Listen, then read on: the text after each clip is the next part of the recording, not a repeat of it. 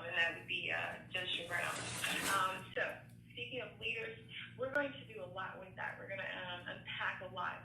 We got a lot to talk to you guys about. We're going to talk about things that people this is the haves versus the have-nots nowadays, right? So we're going to talk about things, the tactics and techniques of the haves to kind of step on the have-nots. Or, I don't think there's a middle class anymore. I knew there was a rumor that maybe that was, they were closing the gap, and so the middle class would be no longer. But anyway, we're going to talk about what the haves do to the have-nots, and we're going to do it via particular vein. Is we're going to talk about gentrification.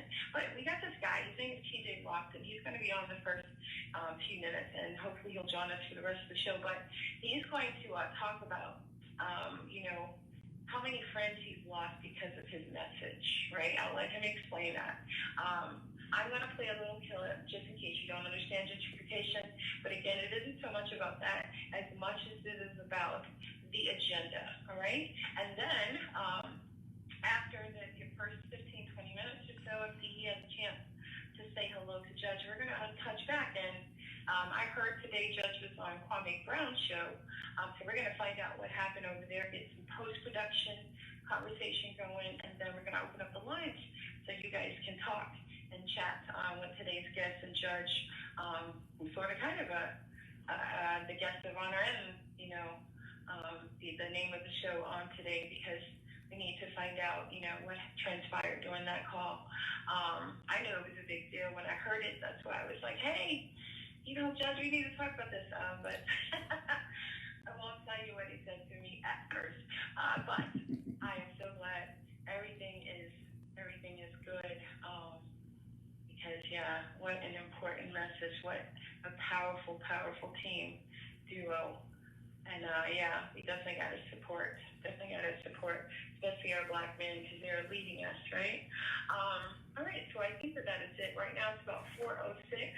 Getting lots of text messages here. The board is full. So people, if you've been invited, please press the number 1, because I think we're almost at capacity at this point, and I appreciate you guys so much.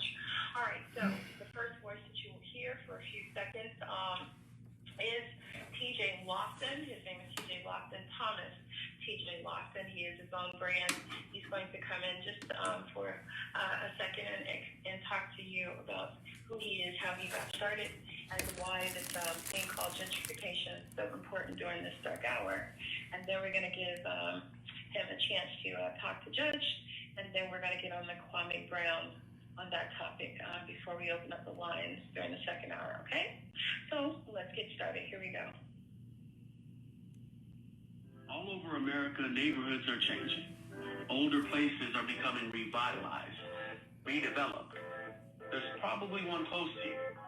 This is known as gentrification, renovating or improving an area to raise its value to middle-class sectors. Now, the process can take a while, but it'll create new houses, trendy restaurants, hip coffee shops. And it'll increase property value. What's not to love? Well, for many residents, it's not so great. With the process of values going up and the lack of affordable housing and the inability to keep up with the increasing cost to live, it'll eventually displace many lower-income families. Most often damaged by this process, minority groups. You see, for many, urban renewal, it can mean minority removal, and there are potentially more negative outcomes for existing residents than benefits. In most places, gentrification is inevitable as society moves forward. All right, guys, so that's just a little snippet.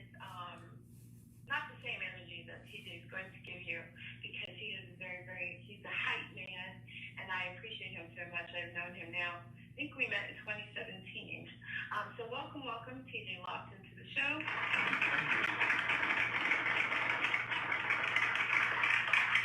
How are you? I am great, Miss. I am great. Thank you for the opportunity. Yeah, definitely.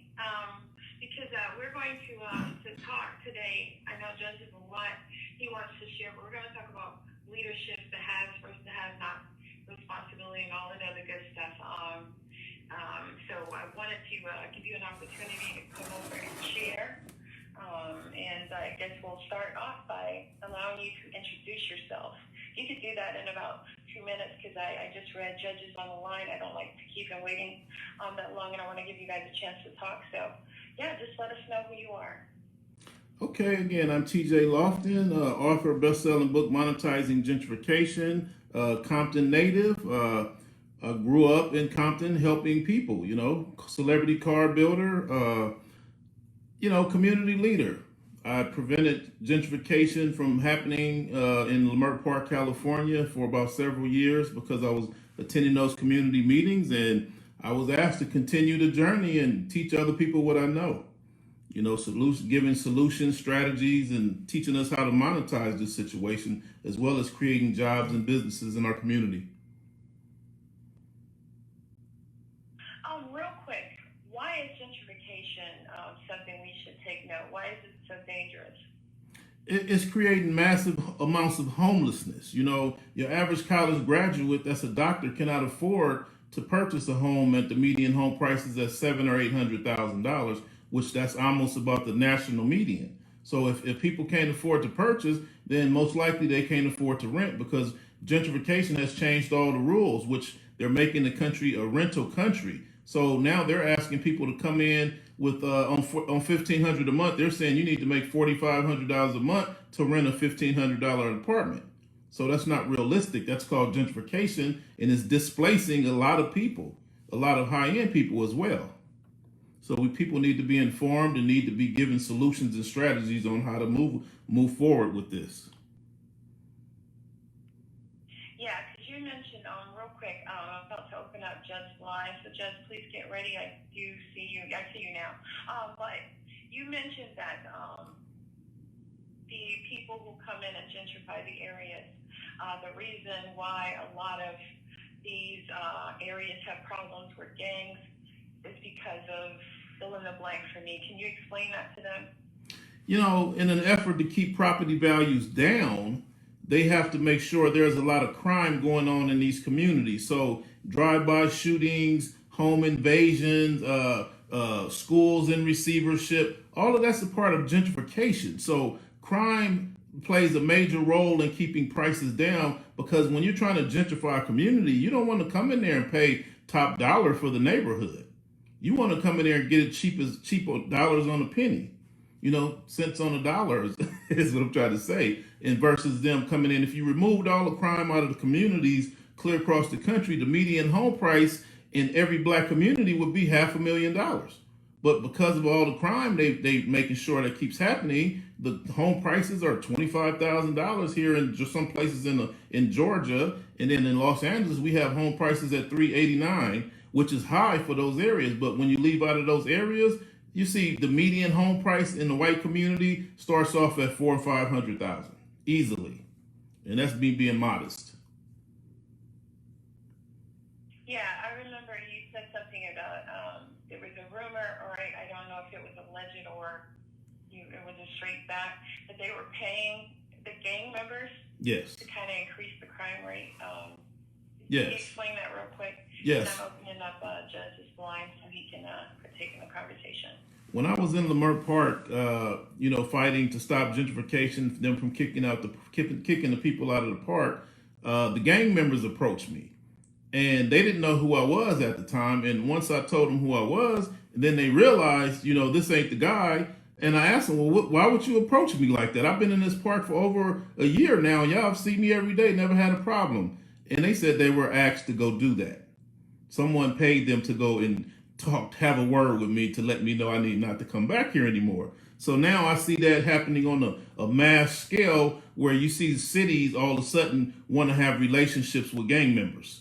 And I looked at a lot of my gang buddies in Compton. Now they have nonprofits. And I'm like, some of these cats can't even read. How did they get a nonprofit? But these are ways that developers can come in and donate money to gang members without it being a problem, if that makes sense. Yes, thank you. Welcome, 323-646-323-646. Judge Brown is in the house. Hello, sir. Well, hello, Ms. Jones. Hello, guest. How are you? I Oh, know we're Burke Park very well. I remember when it was almost all white, then it switched over to something else. wow. Yep. There's another part to gentrification. What do you do with the displaced people? You can rent them apartments, but you might find that the developers who did the gentrification have an interest in the apartments that the displaced people affected to. Also, you might find there's another thing that what they do is they go out into the more affluent areas. They drop the property values by moving some of the displaced people in so they can acquire those properties for very cheap, but they have a long range perspective, and 35, 40, 50 years downstream, the grandchildren who will inherit the businesses wind up being able to gentrify an area by displacing the people who displaced the original upscale owners in further gentrification. And the thing about it all is it's about location, not the quality of the house, but where it's located. It's location, location, location, and the geography does not change because tectonic drift takes tens of millions of years. So anyway, we have a situation where you come in and gentrify something, the people move out, you have a development nobody knows about where they go to. That development runs the well-to-do folk out. You take that over, you bring it down, you make it slum, you make it low income, and then in 30, 40, 50 years, when you have maximized it, you can get it dirt cheap. In fact, you already own it. So you gentrify it and you make an enormous profit. Meanwhile, you have influence with the city council to give zoning variances and deviate from the city development plan. So you got a nice little game, and it's the same players over and over, generation after generation, same families. That's the other side of it. Well, what's happening? I don't know how the city council is going to go for it, but you might try to deal with. There's several things. It's not so much Leimert Park, but in some areas there's an environmental impact study that has to be done by federal law that gets overlooked. So you can foil the works up if you throw that monkey wrench into the gears. Where's the environmental impact study since you're going to gentrify the real deal down? What is this place zoned for? What kind of structures can they have? Who voted for zoning variances? See, that gives you clout to hold it over the people who are elected. Also, the other problem that the people who get elected need to have pointed out to them is that the constituents who put them in their places of power, assuming they're not blocked by term limitations, are no longer going to be there, and the people that will take over the districts that they represent will be people that will be antithetical to their remaining in office. That sometimes has a very salutary effect on restoring a reality to the game. Just some suggestions. You know, what's going on in California and the Los Angeles area is I realized that we started having problems there right about the time that this multi-billion-dollar corporation moved down the street from us called Tesla, SpaceX, and Solar City. Now, the sad part about that was you can't just let a billion-dollar corporation move into a small black community without us knowing about it, because they're not going to be prepared for it. He pays his employees $500,000 and up. So of course the city's going to want all the living tenants out, the homeowners, the existing homeowners to move out, because these corporations want their employees to live right by the office. You know, so if the homes are $220,000 at the time, they're quickly going to skyrocket to now the median home price in that neighborhood is like almost $1 million. And they're driving that real estate wild. But in the meanwhile, you know, some neighborhoods are lucky to have $1 billion corporation in their area. But unfortunately, Los Angeles has about 14 because they decided to extend Silicon Valley and create Silicon Beach down in Los Angeles. So, you know, we got the Raiders Stadium, the Rams Stadium. We got all of these, you know, tech, Facebook, Google. Google bought the Jordan Down projects in the middle of Watts, the home of the Crips, I call it, you know, and they did not tell us what was coming. You know, they didn't prepare hey, you guys need to get prepared. We're going to create a lot of carpentry jobs that are coming through here. You know, they didn't prepare the people. So now we got people, they're telling us to our faces saying, oh, well, you guys don't qualify for these jobs because you don't have the skills.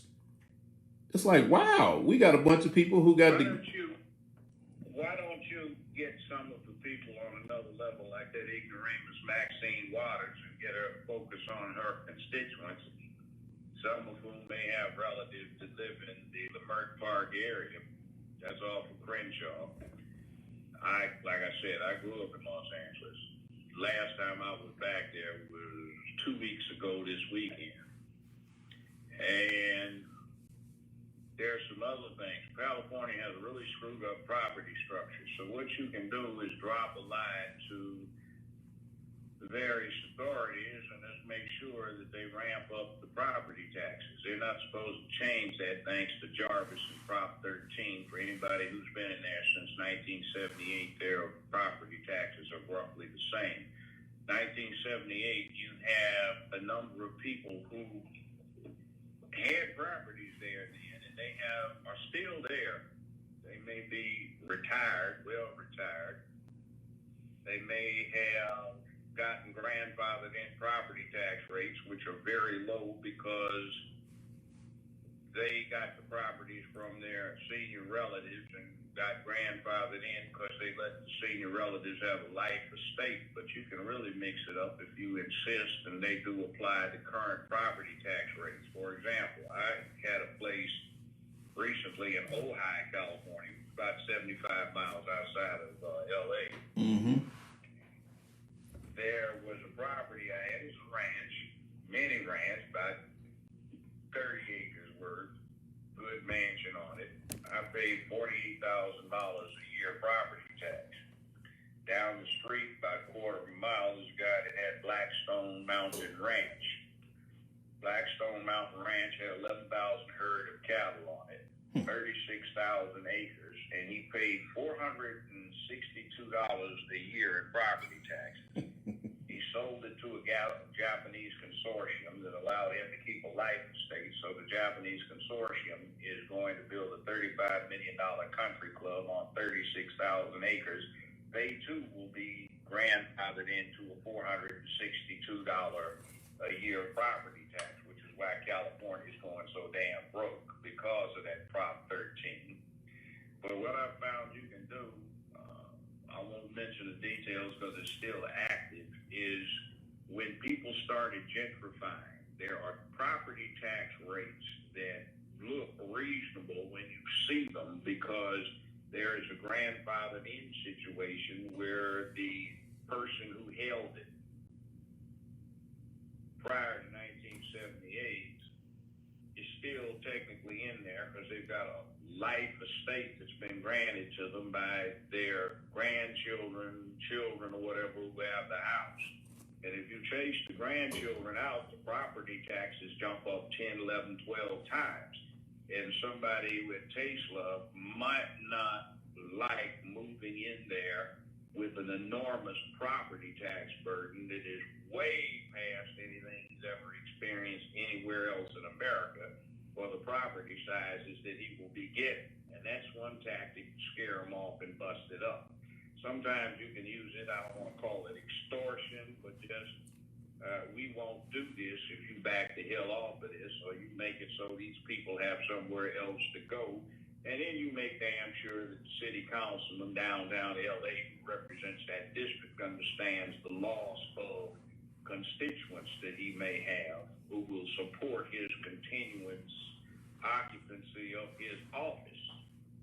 That sometimes has a salutary effect. Well, we lost a lot of people Right.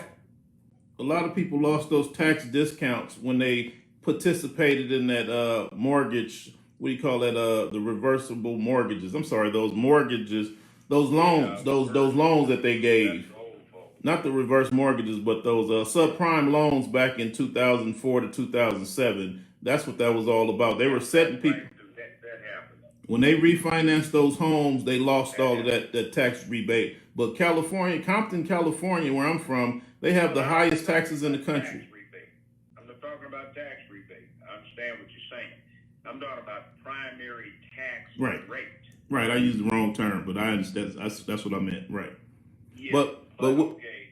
what we're looking for, what they need to do is they need to put a mandatory minority participation on all the developers, meaning you have to do local hire, mandatories, 70%. If you're going to come in here and gentrify Compton, LA, and Watts, or these black African American communities, we need a 70% minority participation. That'll keep them out of there. Well, if you get that cooperation from the LA City Council, you're lucky. They also have their sights on doing something else going up Olympiad Drive up in the View Park. They want to do something about that too. I hear from the drums and the smoke signals, the drums, they say that's also a move that's getting put out there. Well, they trying to. So they want to get that whole area. Again, It's got a hill on it. It leads into a hill. It's on Martin Luther King Boulevard. You got a junior high school that needs renovation. Got Dorsey High all the way down View Martin Park. Luther King Boulevard. Used to be View Park and all of that. Baldwin Hills. View Park. Something about tearing down what is now. Yes, go ahead. View Park is the wealthiest African American community in America. And Ladera Heights is the second or third, I think, and then it jumps over to the East Coast to PG County. But they've been after them for years because you have a lot of very affluent people that live on that mountaintop. They didn't even know it existed until a friend of mine threw a campaign fundraiser for Obama there, and that's what opened the door up for people to know that there are some wealthy, affluent people that live on that mountaintop when Obama came into View Park. That's been there for 60 years. That Ray Charles used to have a place up there in View Park off of Olympiad Drive. Hell, my parents finally, after I got in high school, they got up there, so I lived up there for a few years. Really? My mother sold a place when she moved back to Tennessee back in the late 80s, so I know what View Park is. They also want to develop Baldwin Hills. And they want to clean out and gentrify the jungle over there, which used to be a real nice place 50 years ago. Now it's like, well, they've cleaned it out, and they want to get that whole thing. They've got the jungle back right now. They've gotten the jungle back. What I'm saying is that whole area, so you have hills, and what you have is a sweep up into those hills, but if you get on the other side of town, you are potentially duplicating Beverly Hills in another place you can take over and move the black folk out of there. That's what they're trying to do. Beverly Hills is all accounted for. There's no property they're going to get for any amount that's not going to be outrageous. And some of them live over there. They don't want to displace themselves, but it would be nice to make the Mert Park, View Park, Baldwin Hills into a Beverly Hills. Well, by the way, black folks used to own Beverly Hills. There were 4 black families that owned all of Beverly Hills at this time 100 years ago. I think we used to, we just got that land back in Manhattan Beach as well. The black family got that land in Manhattan Beach. Santa Monica Mountains was black owned. It's a lot of that. Downtown Los Angeles was owned by a black woman. But then again, let's look at California is named after Queen Khalifa. We got to think about that now. The first mayor of Los Angeles was a Hispanic black man, and that was when it was still a Spanish colony. Right. And that's what they have. And it's interesting, Tom Bradley became the first modern elected black mayor, and he's interesting. He ran 3 times. I tried to help him out all 3 times. First 2 times he got defeated. The last time, Sam Yorty kind of gave it away by describing somebody.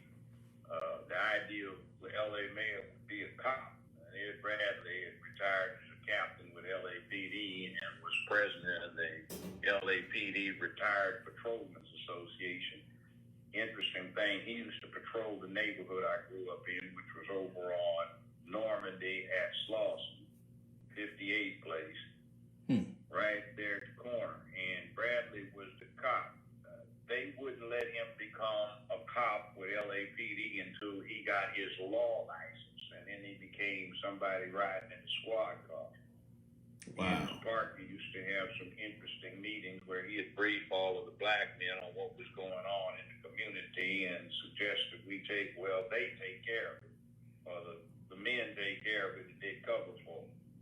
But I've seen that gentrification up and down and that making a slum out of an area, and then I have seen other places where they've come back in and gentrified what used to be gentry, but then went down and then they grabbed it again.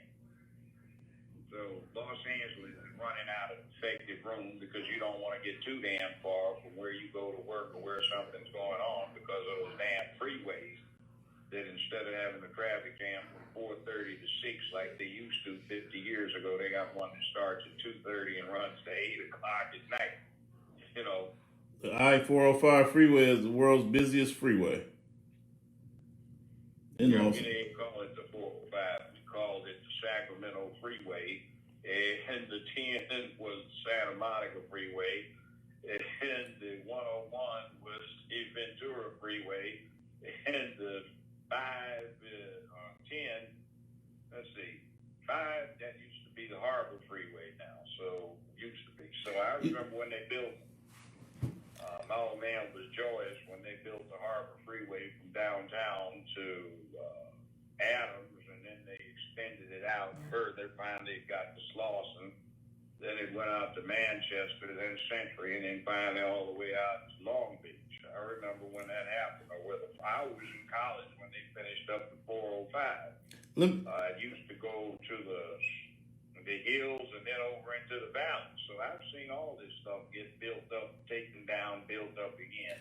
Let me tell you what's going on, Judge. Let me tell you what's going on that's affecting the country, that's happening in LA.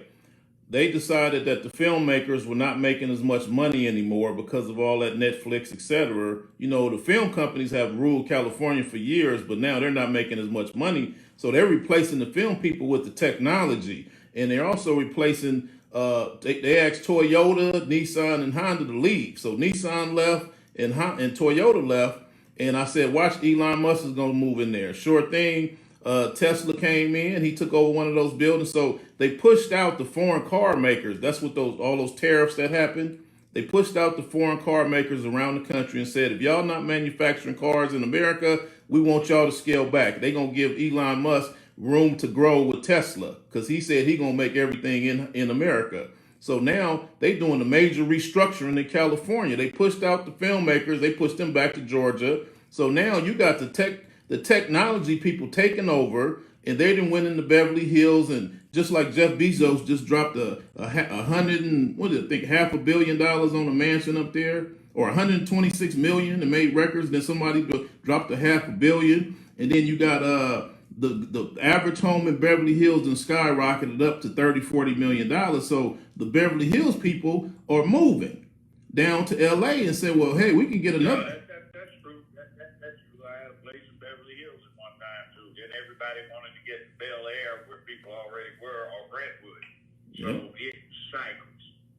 But there's a point where if you get outside of the LA basin, you get out there in the valley where you don't get to see moderation of temperatures, and you need an air conditioning, and the temperatures get extreme, whereas they're pretty moderate inside the mountains in the basin of LA. You know they approved that. Limits. I mean, you have all the money in the world, but you might not want to sweat to death or freeze to death alternately, depending upon what time of day it is or where you live.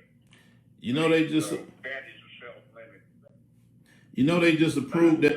Tesla and all that bunch, Bezos and that. I want somebody to start getting on congressmen about why in the hell they're letting NASA let a subcontract to a private entity, not to build the craft, but to actually operate it for a profit, which is going to cause the space program to go up. And the thing I have is you giving private enterprise the opportunity to privately develop and use all of the technology that can be transferred from launching a load into orbit to an ICBM with potential sales to the North Korea and Pakistan and India and places like that, and you let big sharks get a hold of this technology with nobody looking over their shoulders, I think that's absolutely ridiculous, and they'll do the same thing with that technology, including getting to the moon and start trying to develop that place instead of letting it be used for humanity. So we're on a bad place. We're on a bad road. You know Somebody needs to start publishing that.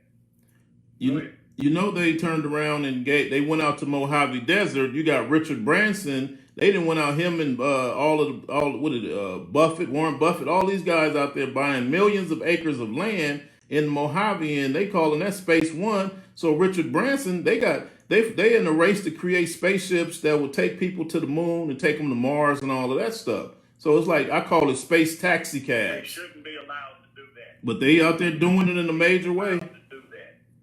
They're out there doing it in a major There way. should be legislation that prevents that. Congress should not allow any of those contracts because you're giving these private entities the opportunity to snatch all of these new planets that ought to belong to humanity and develop them just like they're doing the Crenshaw, Leimert Park area, and you can see it in a microcosm, and that shows all of the poison. And again, what with North Korea trying to get launch systems, they do not need to be put in a position where they can sell it to them. But you know what's going on is they're embarrassed NASA by saying, okay, it costs y'all $1 billion to get into space. We can do it for $400 million. So the American people like, hey, we need. Goddamn lie. That's a damn lie, because what they're doing is they're doing cost plus. In other words, cost plus profit. And the way the deal works out is they get a subsidy. And what's going on is everybody gets charged in terms of fees for payload pound or kilogram. And the deal is yes, it's a short-term sacrifice, the way they put it, but they get a grip on the technology that the public aspects of the space program, rocketry, lose out on because they have all of it and they sell it back and they hike the price up. But you see, That's what happened with the whole damn defense industry. But you see, Elon Musk, he come in there, SpaceX, with the first drone rockets that went to space and came back and landed all by remote control. That his technology was far better than America's was, so they didn't have no choice but to lay down and give them. It was foreign technology that belonged to the U.S. Defense Department. He got permission to use it. See, the Defense Department is not talking about making a profit off of having a space truck to deliver loads of freight. They have another objective, a long term. So they've got for free the opportunity to get advantage of the technology that the U.S. government and the taxpayers have spent trillions of dollars developing. They are now privy to what is necessary, get this, to build an ICBM. You're not supposed to let these folk in private enterprise get that kind of technology that they're free to sell to China. Well, China doesn't need it there in advance, or free to sell to North Korea or Vietnam or Iran or Israel. You see, you don't need that. That's what we're allowing them to get. And I always look at the long view. And what you're seeing in the Leimert Park, Crenshaw area, Baldwin Hills, View Park, and everything they're trying to do therein is a microcosm of what they're going to do now that on the national level they've been given all these contracts. You know, I've been to 23 states. Judge, I've been to 23 states monitoring this. I've literally been to 23 states monitoring what they're doing. They came all out into the South and started developing the South, and then they waited to do LA last. So I'm all in Philadelphia, New York, Tennessee. I'm all over the country looking at the massive amounts of gentrification, but I'm also looking at the massive amounts of mega warehouses being built and they're moving everything to the south. So as you fly into Atlanta, you fly into Texas, you fly into, and that's not talk about, we forget about Elon just moved to Texas, by the way, driving their real estate crazy, but they're moving all the black folks to Atlanta and in the south. And I'm seeing all these mega 200,000 square foot warehouses going up like crazy. And then they're making room to make, you familiar with the red line? Well, they also got a blue line. They want to make California and New York the blue line, meaning they only want the ultra wealthy, the multimillionaires and billionaires to live in the blue line states, which is California and New York. Everybody else is being pushed out to more affordable areas. So we're in a position where you're going to be seeing people, employees going to be coming to work on the bullet train coming from Las Vegas to Los Angeles to go to work. You know, they just approved LA to have their bullet train. And That's true. I lived enough in Tennessee, and as a matter of fact, they're trying to recruit me to be, they've recruited me to run for mayor, JJB, in 2023. But anyway, I'm looking at this gentrification and this whole thing that you're talking about displacement. They've got a thing they're doing in other places where they talk about bringing in jobs. They get the city actually to pay a hell of a lot of the cost for construction and materials supplied for the construction. They get to operate it. They make an agreement with the municipality to pay 4 or 6% or something like that of their net to the city in return for the favors. But what happens is the accountants zero that out. So the city doesn't get a damn thing. They built it for them, supplied the material for them, and pay them to do it. Then let them operate it at taxpayers' expense, so they haven't spent 2 cents. But the city councilman or the alderman and the county commissioners, they get 18,000, 24,000 put in their campaign contribution chest. So it's a racket. They can afford to do it. And what's going on is they don't get anything. They don't have to donate anything back. And my interest in it is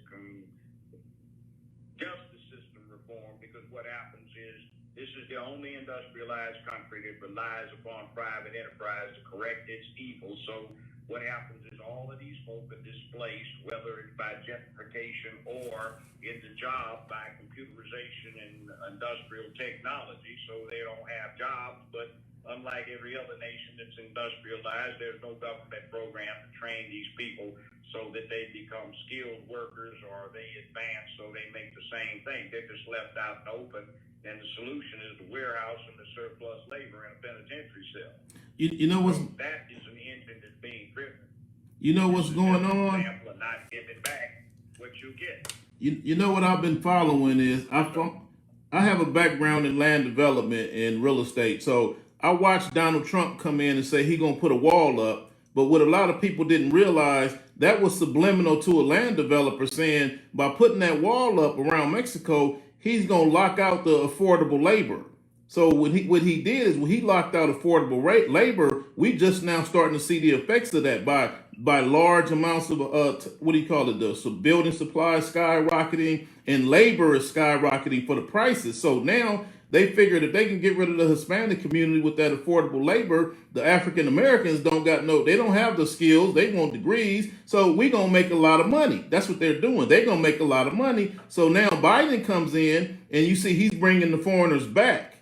And it's crazy. It's like they gonna bring all these foreigners back, and all these foreigners are laborers. We talking about all these people are carpenters, electricians, roofers, concrete masons, etc. They gonna pay them to do the jobs that we should be doing. So I'm going around telling our people, y'all need to get a trade, because this is what's gonna create wealth for you. If you learn a trade in this economy, and you need to go out there and start getting these contracts, just like they had a sister there, in Atlanta, the airport there, they have a minority participation on that one because what's his name? Maynard Jackson set it up and put a 70% minority participation for, you got to have African American contractors that built that airport and maintain it. A sister just put a new roof on the airport recently. That was a multi-million-dollar contract. So we got to get in position so we stop asking for jobs and start asking for contracts.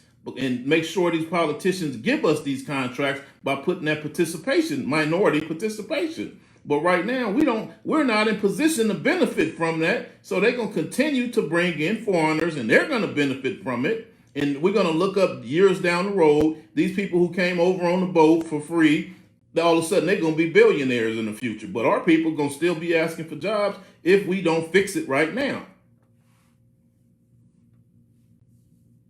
That's what. Exactly, and we elect this poisonous black caucus that has no damn business representing us. Exactly. But they don't represent us. They just use the votes to get into place so they can profit and sell us out and advance the interest of others. Exactly. I know how that works, you know. Yeah.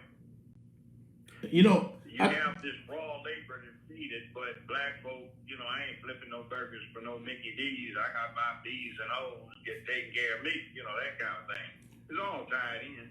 yeah, I ain't. These people that are behind this kind of stuff, they do a lot.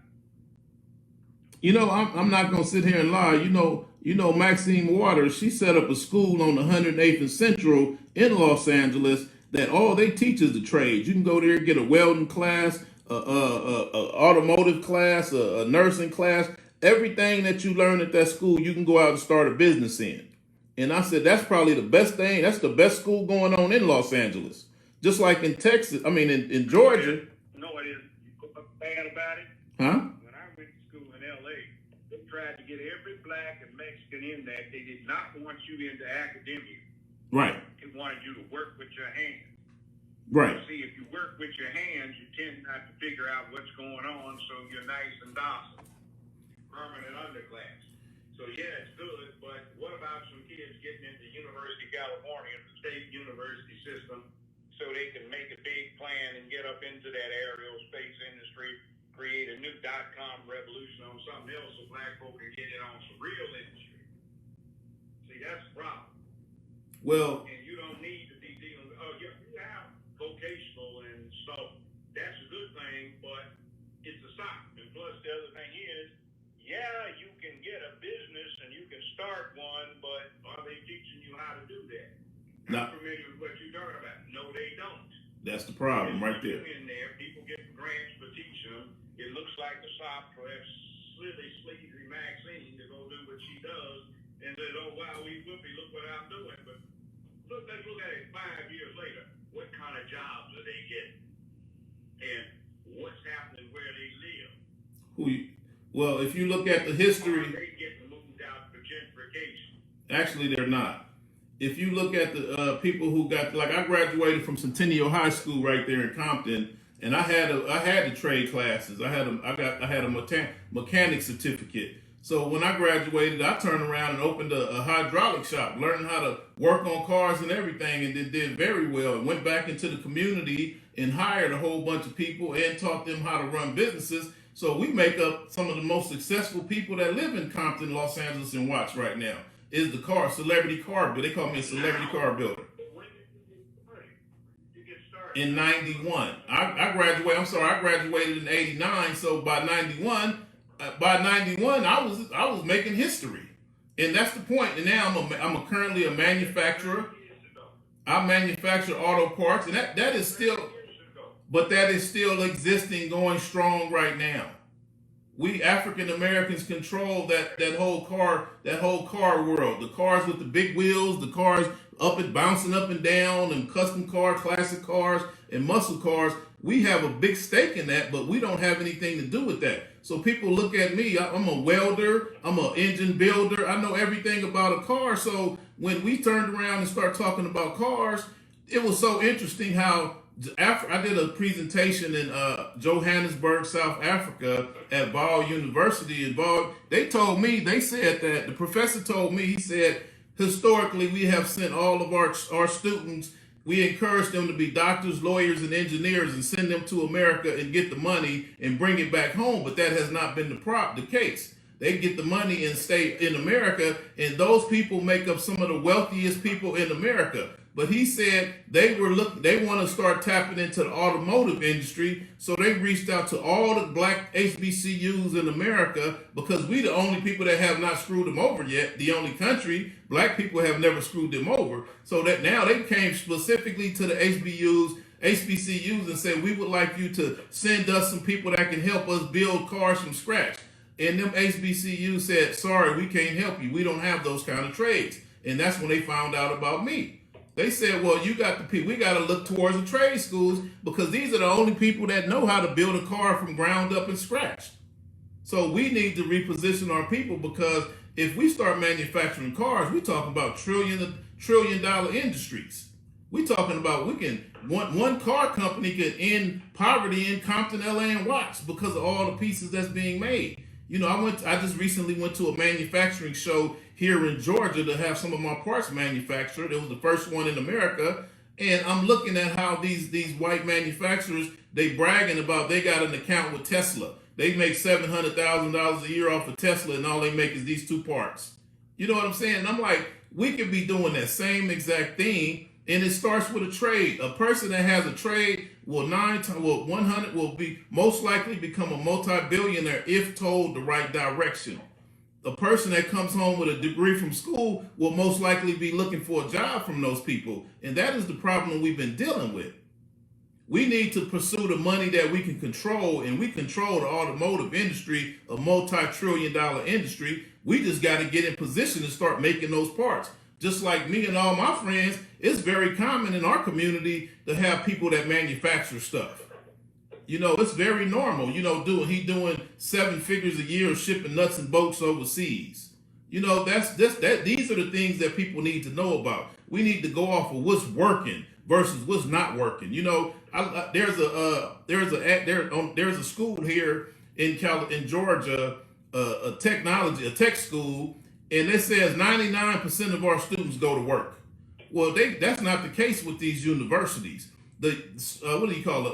You familiar with the Black College Expo? They reached out to me in 2015 and asked me to join the circuit and travel around the country and let them know what I'm doing, because they said back then that 74% of our college students are unemployed or underemployed, and they need help because they don't see this thing working. In 18, I came back again and said the same number. They said, no, TJ, it's at 90%. So we have 90% of our college students that are unemployed or underemployed, and now it's finally made its way to the news. That's why they got Biden in office talking about he's going to wipe out some of the student loans.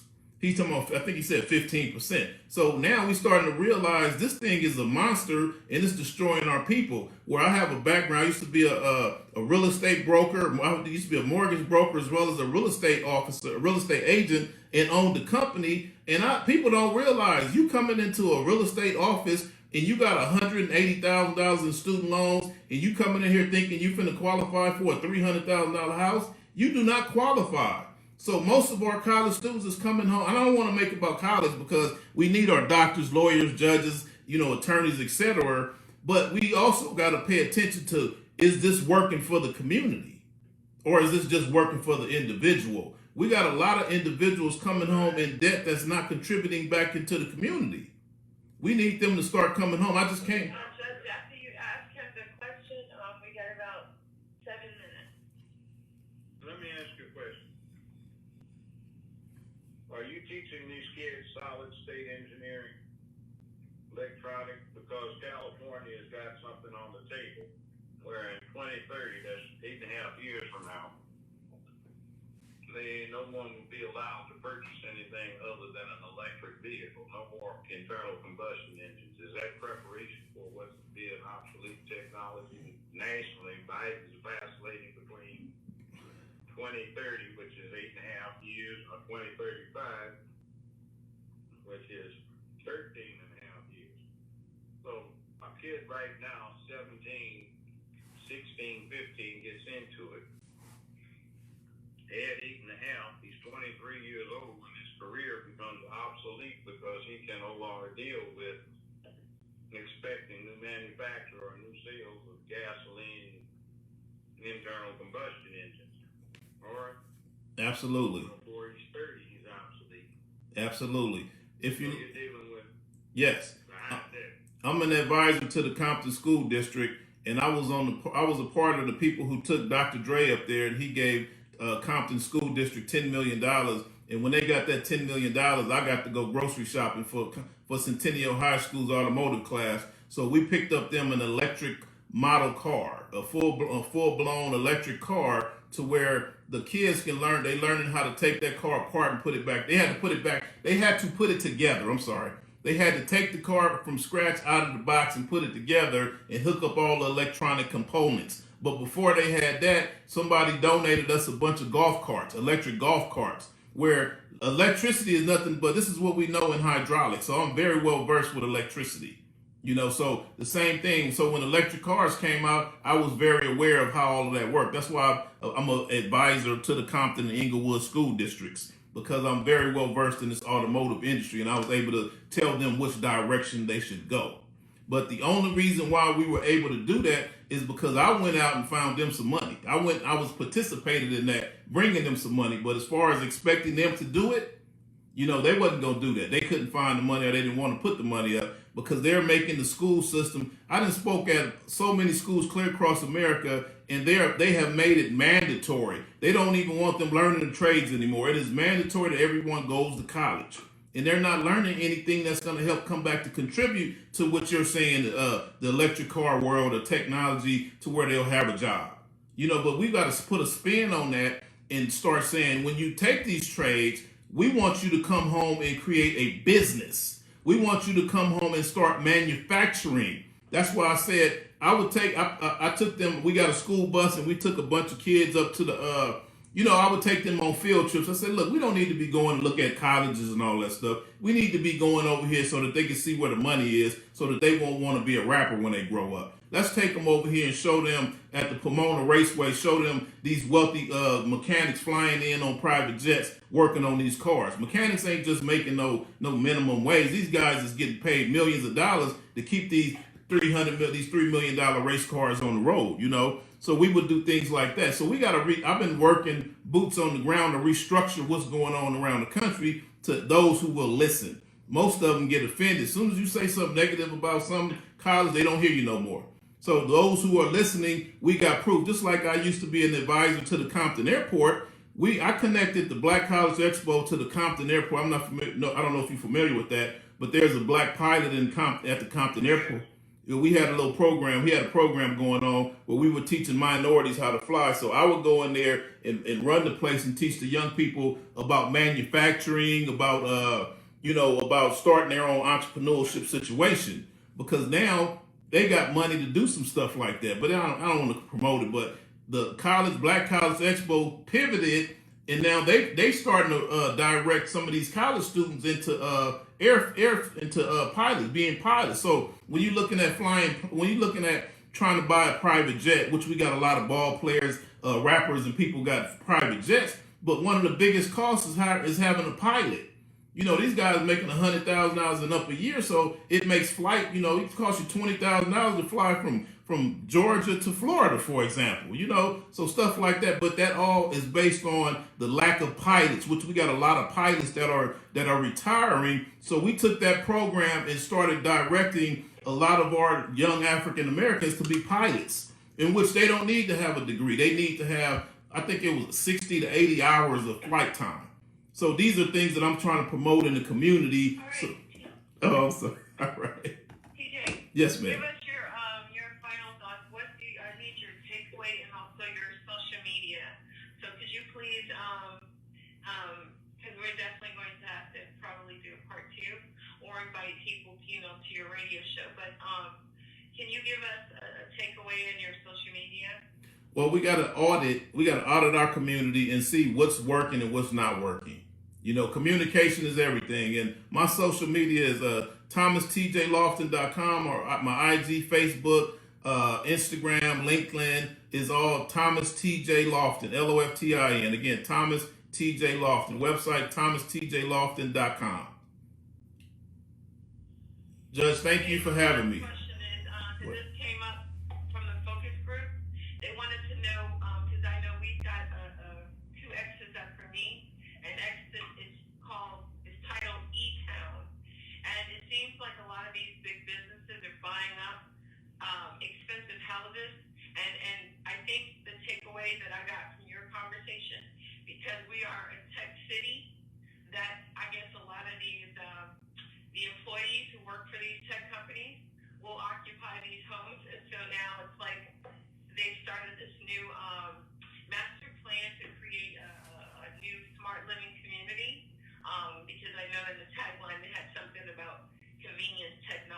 sustainability. But is that the case? Is that why so many of these large agencies are buying up high-end homes, and then the average Joe? They're buying large parcels of land and building brand new cities, new ultra modern cities. They're buying up big mansions in Beverly Hills and bulldozing them and building those tech homes, those smart homes that you call them. So yes, that's a lot of that going on, and that's why we need to become a part of that. You know, it's an amazing thing to find a carpenter, a young man, a 10-year-old that learns the trades. It's not unusual for him to become a billionaire in 10 years with this economy. So we got to put our people in a position to learn about that. A multi-billion, a billionaire. These guys are making, this is a multi-trillion. What, black billionaire developers? Billionaire developers? Yeah, we got a lot of them. President Obama was invited to go. One of them invited President Obama to View Park to give him some money. He was a richest dude to sit in the White House because his daddy ran death squads and was an oil tycoon. Did you go? So he's the richest person we've ever had as president. He doesn't count. So forget what he does. Let's get down to grassroots. Go look at the movie The Banker. Did you see the movie The Banker? Communities where these people live. Yeah. Excuse me? How many? Give me a number. What, billionaires? Give me an approximate number. How many multimillionaires do we have who went through this and got where they're going? Went through what? You know, you can go look. And they got a trade and they became multi-billionaires. We got a look. We got a lot of them. We got a lot of them. I don't know if this is the platform to be dropping names, but we got a lot of them. Believe it or not. There's. Drop names. How many do we have? Okay, well, we got the Russells, and we got. We got to talk, brother. We got the Russells. The Russells in Georgia. They're the $1 billion development company. They helped build that airport. What's the name? Judge Maynard. They say $1 billion development company, and Atlanta. Billionaires. Came in with the airport. They got a lot of black businesses. They didn't spread the wealth, so now one part of Atlanta is poison to walk through, drive through, or be in.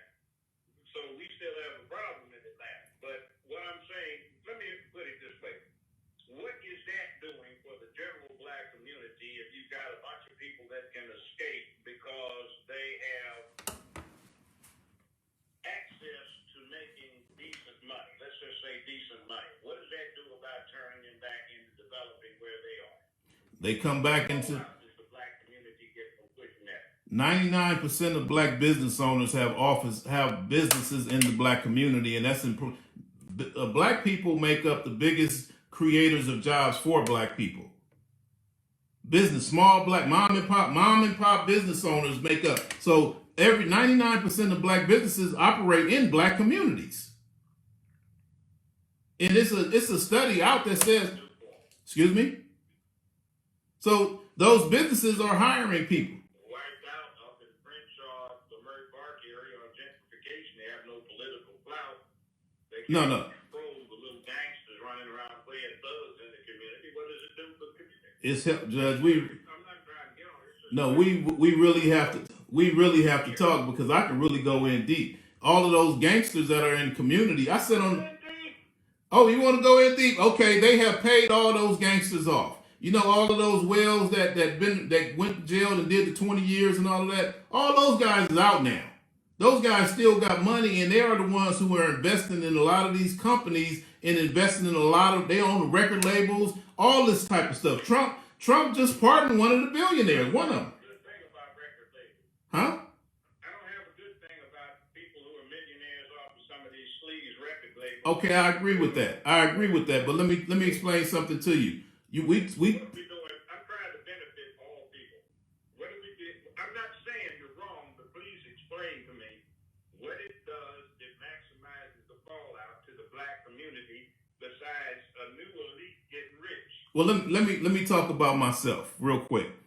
When I got my certificate and became a mechanic, I went back to the community and helped over 100 of my friends become successful, and all of them became millionaires. Because I told them, I want you to buy the building that you're running your business out of. I want you to buy some apartment buildings in case this thing don't work no more. We need to have something to fall back on. So we done bought a lot of commercial real estate, apartment buildings, and we didn't start manufacturing things. So I can name at least 100 people that's worth $1 million and up that personally started off with me. If you pick up a copy of my book, it's one of them in there. Now, people don't like when you start telling their financial situation. They tend to get a little upset because now they can't move around comfortably anymore. That's why I don't really want to just throw names out. But I come from a world that there is a large amount of black people that are doing very well. I can name a bunch of brothers who got tow trucks that came straight home from prison, and I helped them get into a $2,500 tow truck. And now these boys got 20 tow trucks,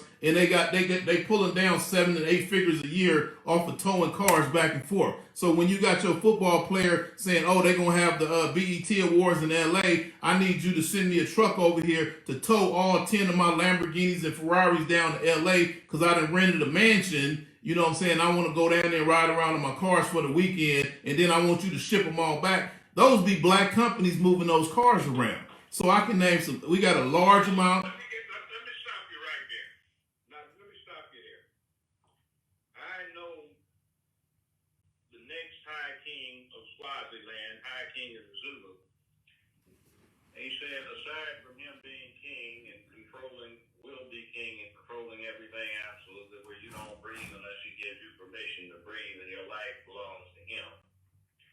He said, if we really had a revolution, people like that who spent all this money towing 10 cars down to an affair at a rented mansion would be put on a wall and shot for not doing anything but a thief. In other words, these are the counter-revolutionary types that if there were a real revolution, would be shot. Now, what good does that do to the black community? That is my question. See, I'm not interested in wealth. I made $1 million every 2 days of work, all right? Every 2 days I worked, I brought in 7 figures for 15 bloody years. But the point of the exercise is I could have sat on that and then a selfish son of a bitch and it wouldn't have done a damn thing for the people. But what benefit did the people have from me being where I was to make $1 million for every 2 days I worked? Now, that said, what is the fallout to the black community by enriching class? We got crack dealers, we got gangsters, we have rap artists, we've got musicians, we've got entertainers, we've got celebrities, we've got ball players. What good did they do? They didn't do nothing. They didn't do nothing. They didn't do. That's a fine young man. It's about manhood and developing the black community. What do we get out of these people? What do you teach them in the process of giving them an opportunity to develop business acumen that would do something about turning around where they live instead of just trying to perpetrate the ideation that is sick where they live? See what I'm saying? Well, again, looking at the bigger picture, I like what you're doing. It's a piece of the puzzle, but I'm just trying to squeeze you a little bit to see where it comes, what benefit do other people have for supporting this? In other words, people like to watch basketball. What did they get out of watching basketball? Nothing. Few Nothing. get a lot of money playing basketball. What did they get out of watching NFL? Some few get a lot of money out of it. But what does the individual get? Because I get back to this thing, as Caesar said 2,000 plus years ago, give them bread and circuses, feed them and entertain them, and they won't care what they do. So I want to get beyond the feeding and entertaining and having lifestyles that most of them won't get to because they never did develop a work habit, and even if they have a business, they don't show up on time, they have step, and they do piss poor services. No matter what their parents' skills, what am I going to do about instilling the work ethic in them, the dedication to a cause that day after day, come see high, come see low, you show up and do the best you can. well, let me give you a little bit of my background, Judge. People that looks at the big picture. Let me give you a little bit of my background. When the Compton whole rap situation took off. I got yours. I'm looking at No. very impressive. I have to No, admit you. let me- Your background is impressive. Let me explain to you what some of these things. Do to the people to change this. What do I want to do to the people to change it? What we're doing is What do you want to do to get everybody who gets these skills to develop the on time to dealing with doing what they're supposed to be doing, to making sure that they do the best they can every damn day. One of the problems with college students, most of them ain't shit. They've been pampered poodles and they've been getting what they want and they have not been exposed to the real world. They're hoping that everybody gets a participation ribbon bullshit. Well, what we're dealing with, These people to make an effect so they get involved in keeping gentrification from tearing down that back enclave, the enclave that's down there on Lamert, going into Lamert Park, the area on the Crenshaw, down to where Ralph used to be at the railroad track. What do we do? what we need to be doing is we need to, we got to identify what's making money right now. Right now, we spend $1 billion a year on lowriders, custom cars, classic cars, and motorcycles, and we spend that money with foreigners that don't look like us to paint those cars, to come in there and put those big race engines in them. African. Wait. Stop right there. Why in the hell are we stupid enough to waste our money on something? Well, we're not worried about what they spending the money on. We're not going to question them what they're going to spend their money on. We just going to get on the receiving end of that. Well, look, that is $1 billion. Let me judge. Let me explain something to you. Let me explain something to you, Judge. People think lowrider guys are drug dealers and gang members, but they don't realize I had $1 million. They look at us. Whenever we doing something to make money, we see it the wrong way. So I didn't look at the classic car industry, the lowrider guys, as a waste of money. I got on the receiving end of that and said, everything these guys is blowing this money on, I want to make sure they buy it from me so I can distribute the jobs in the community and help people start businesses accommodating all of this crazy money. So when NWA became viral, yeah, that was a bad rap group and they made us look bad, but they also generated the lowrider builders. I'm a builder, a celebrity car builder. I had a lot of money go through my hands. With that money that I had to build those cars, I decided where am I going to put that money at. I've helped over 100 business owners get started. I found people that work for other people that look like me. You over there painting cars for them? How much would it cost us to start a paint shop? $10,000? I got $10,000. Let's get it started. I need you to quit your job. Oh. Let me ask you this. I heard a version of this, but it came from Tyler Perry and Oprah Winfrey. What do you think of them? I don't think they're too much giving stuff back into the community. They got an agenda. I know what they could be doing, and I know what they ain't doing. Yeah. They ain't doing nothing for the community. They taking out of the community. That's about it, making it look bad. They making the community look bad. They ain't doing nothing for us. Now, what I do like about them. Okay, now, let me say this. May I make a suggestion? Go ahead. Please do. Keep doing what you're doing. I'm proud of you for doing it. Thank you. Don't get me wrong. I'm just trying to challenge you so that the listeners can get into the possibilities. Okay, well, I appreciate that, Judge. And I'm Listen, I'm complimenting. You're going at it as this is a market where black people have an opportunity to get off of their asses and stop being piss poor broke, all right? right. Now, what I would ask of you is a personal favor, Okay. just for you to consider it, is not only teach them how to do this, but just a little tweak so that it has a good fallout, not just dealing with somebody who wants to go low ride and has Conestoga wagon wheels on their ship, but gets people to do something about focusing on taking control of their situation so when they get a home, they don't get moved out because some charlatans are hustling and doing a gentrification thing. You see what I'm saying? Absolutely. Absolutely. Let's try to move the next level up. I'm encouraging you to do that, but I'm proud of what you're doing about generating economic opportunities for those who would otherwise be caught out. Thank you, Judge. I appreciate that. That's what I'm doing, and I'm just trying to deal with. I don't know how long I got to breathe air, but I've seen a lot in my life, much more than most, and all I'm trying to do is sort of sneak around the corner and slip in some observations about what I've seen in that life, where it may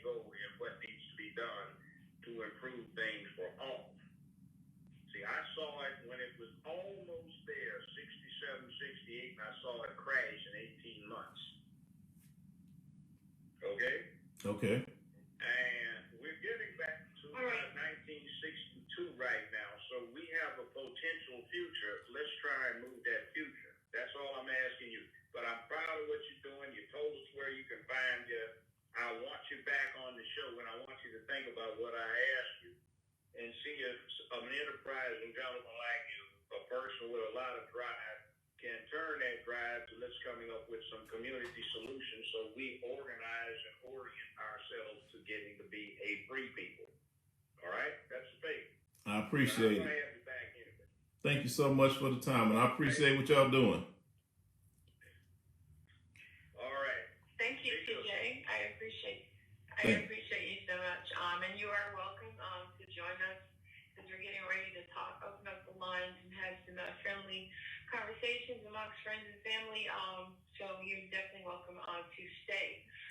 Big round of applause for you.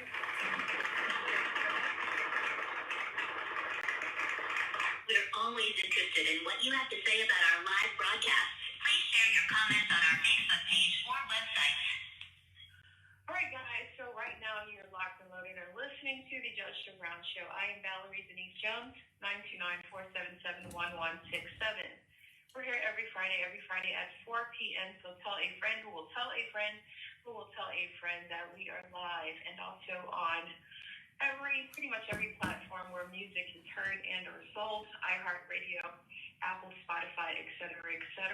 So please make sure if your friends miss this, because I hope that you're keeping them abreast as to what's transpiring during the show on social media during the show. Please make sure that you do that. But they can definitely catch the playback on iHeart and all those other places that I just mentioned. All right. So I hope you got a lot out of the first hour. TJ Lawson, again, he has a website. Please Google him, and he's also on a slew of social platforms. So please make sure that you reach out to him and just kind of have some dialogue, because he definitely dropped some jewels today and shared a lot. So guys, we're all about the entertainment, inspired education, or however you want to put that, edutainment, etc., etc. So I hope and pray that you had your non-alcoholic libations, pen and paper, and you took a lot of notes. All right,